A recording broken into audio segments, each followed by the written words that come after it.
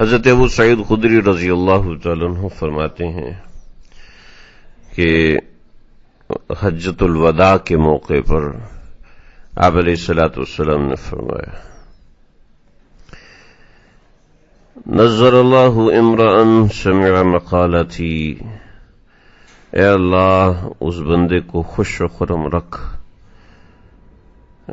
سمع مقالتی جو میری بات کو سنے،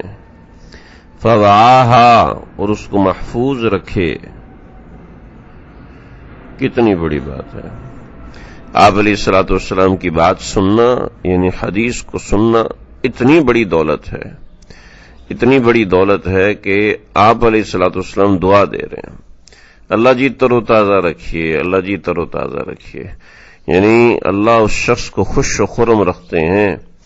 جو آپ علیہ الصلوۃ والسلام کی بات کو سنتا ہے اور اس کو محفوظ رکھتا ہے۔ اس کا مطلب نہیں کہ موبائل میں سیو رکھتا ہے، اس کا معنی یہ ہے کہ اس کو محفوظ رکھنے کے، اس کو یاد رکھتا ہے، زبانی یاد رکھتا ہے، اس کو دوسروں تک پہنچانے کی فکر کرتا ہے۔ نبی علیہ الصلوۃ والسلام کی باتوں کو سننا، آپ علیہ الصلوۃ والسلام کی تقریر کو محفوظ رکھنا دماغ کے اندر، اپنے عمل کے اندر، یہ اتنا بڑا عمل ہے کہ اللہ تعالیٰ ایسے شخص کو تر و تازہ رکھتے ہیں۔ میرے استاد جی حضرت مولانا نجیب اللہ خان صاحب فرمایا کرتے تھے کہ اس کا معنی یہ ہے کہ اللہ تعالیٰ ایسے شخص کی روزی کے لیے غیب سے بندوبست فرماتے ہیں جو آپ علیہ الصلوۃ والسلام کی احادیث کی ترویج کے اندر، آپ علیہ الصلوۃ والسلام کی احادیث کے کام کے اندر لگا رہتا ہے۔ ہمارے بہت سے ساتھی کہتے ہیں کہ 1-2 منٹ کی کوئی نصیحت بھیجا کریں، اس سے فائدہ ہوتا ہے۔ بات اپنی جگہ ان کی بالکل صحیح ہے کہ لوگوں کے پاس وقت نہیں ہے، لیکن بات یہ ہے کہ لوگوں کو وقت نکالنا چاہیے دین کو سمجھنے کے لیے، دین کو سیکھنے کے لیے، پیارے نبی کی احادیث سننے کے لیے ہم صرف آدھا منٹ نکالیں، مجھے تو یہ بات اچھی نہیں لگتی۔ بہرحال ہر ایک کی اپنی مجبوری ہوتی ہے۔ آپ علیہ الصلوۃ والسلام نے اس کی وجہ بھی فرمایا رب حامل فقہ لیس بفقیہ۔ آپ نے فرمایا کہ بہت سے ایسے لوگ ہوتے ہیں جو علم تو سیکھ لیتے ہیں لیکن اس کو سمجھ نہیں پاتے، یعنی احادیث تو سیکھتے ہیں لیکن اس کو سمجھ نہیں پاتے، اور کچھ لوگ ایسے ہوتے ہیں رب حامل فقہ لیس بفقیہ، یعنی بہت سے ایسے لوگ ہوتے ہیں جو حدیث تو سن لیتے ہیں لیکن اس کو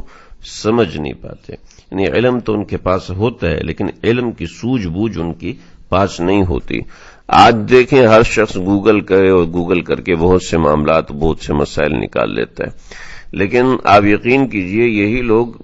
بیماری کے اندر گوگل نہیں کرتے، یہ لوگ بیماری کے اندر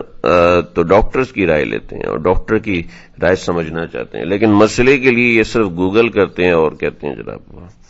تو علم تو آ جاتا ہے، آپ کو معلومات تو ہوگی لیکن وہ چیز نہیں ہے۔ فرمایا کہ ذرا سمجھ لینا، ثلاث لا یغل علیہن قلب امرئ مؤمن، کہ 3 چیزیں ایسی ہیں جس میں مومن کا دل کبھی خیانت نہیں کرتا، یہ اس کو سمجھنا بڑا ضروری ہوتا ہے۔ فرمایا کہ پہلی چیز یہ ہے کہ اخلاص العمل للہ، کہ جب وہ اللہ کے ساتھ مخلص ہو کے کام کرتا ہے تو اس کا دل پھر خیانت نہیں کرتا۔ اس کا طریقہ کار میں نے بتایا کہ نیت کا بار بار تصحیح کرتا رہے۔ دوسرا عمل والمناصحۃ لأئمۃ المسلمین، کہ مسلمانوں کے ساتھ خیر خواہی کرتا ہے، مسلمانوں کے بڑوں کے ساتھ خیر خواہی کرتا ہے، یعنی جیسے مسلمانوں کے حکمران ہیں ان کے ساتھ خیر خواہی کرے، ان کی مدد کرے، علمی اعتبار سے، عملی اعتبار سے۔ مسلمانوں کے مقتدا ہیں ان کی خدمت کرے، معاملات مشوروں کے اعتبار سے، مال کے اعتبار سے یا کسی اور طریقے سے۔ اور تیسری چیز ہے ولزوم جماعتہم، اور مسلمانوں کی جماعت کو لازم پکڑے، اپنا الگ سے موقف نہ بنائے، اپنا الگ سے ایک نظریہ نہ بنائے، بلکہ مسلمانوں کی جماعت کے ساتھ چلتا رہے۔ بہت سی چیزیں ایسی ہوتی جو انسان کو مسلمانوں کی عام جماعت کی سمجھ میں نہیں آتی، تو انسان اس میں اپنا موقف بنانے کی کوشش کرتا ہے، وہاں سمجھائے سمجھ میں آئے یا نہ آئے، مسلمانوں کی جماعت کے ساتھ رہنا۔